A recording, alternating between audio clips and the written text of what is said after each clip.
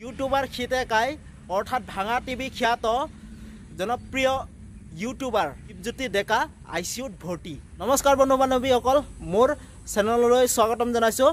মোৰ এটি নতুন ভিডিঅ'লৈ আপোনালোকে প্ৰথমৰ পৰা শেষলৈকে কোনো স্কিপ নকৰাকৈ সম্পূৰ্ণকৈ চাব। তো বলক ভিডিঅ'টো আৰম্ভ কৰোঁ। জনপ্ৰিয় কৌতুক অভিনেতা দীপজ্যোতি ডেকা আইচিউত ভৰ্তি।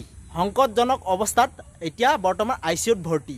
অসমৰ জনপ্ৰিয় অভিনেতা তথা ভাঙা টিভি এটা ইউটিউব চেনেলৰ জৰিয়তে সমগ্ৰ অসমতে জনপ্ৰিয় হৈ পৰা কৌতুক অভিনেতা দীপজ্যোতি ডেকা এতিয়া আহি পৰিছে অতি দুখৰ খবৰ।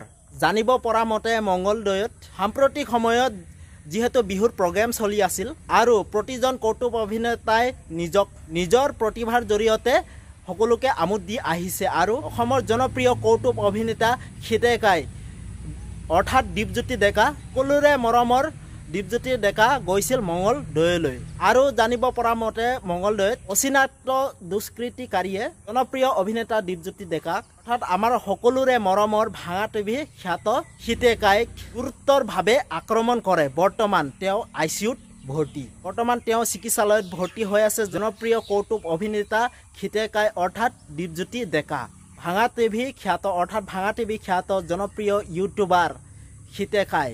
তেওঁৰ খবৰটো জানি বহুত দুখ লাগিল। আমিও আমাৰ চেনেলৰ তৰফৰ পৰা খুব সোনকালে অসমৰ জনপ্ৰিয় অভিনেতা দীপজ্যোতি ডেকা অৰ্থাৎ খিতে কাই অৰ্থাৎ ভাঙা টিভি খ্যাত খিতে কাই সোনকালে আৰোগ্য হয় আৰু সোনকালে তেওঁ ভাল হৈ আহে তাৰে কামনা কৰিছোঁ আৰু বহুত সোনকালে খুব সোনকালে তেওঁ সুস্বাস্থ্য হৈ আহে তাৰে কামনা কৰিলোঁ। তো ধন্যবাদ। তো মোৰ ভিডিঅ'টো সম্পূৰ্ণকৈ আপোনালোকে চালে প্লিজ আপোনালোকে লাইক কৰিব, ছাবস্ক্ৰাইব কৰিব আৰু কমেণ্ট কৰি জনাব আৰু খিতে কাই সোনকালে ভাল হয় যেন আপোনালোকে সকলোৱে ভগৱানৰ ওচৰত প্ৰাৰ্থনা কৰিব। তো ঠিক আছে, এতিয়ালৈ বাই বাই। তো নতুন এটা ভিডিঅ'লৈ আপোনালোকক লগ পাম। তো ঠিক আছে, এতিয়া বাই।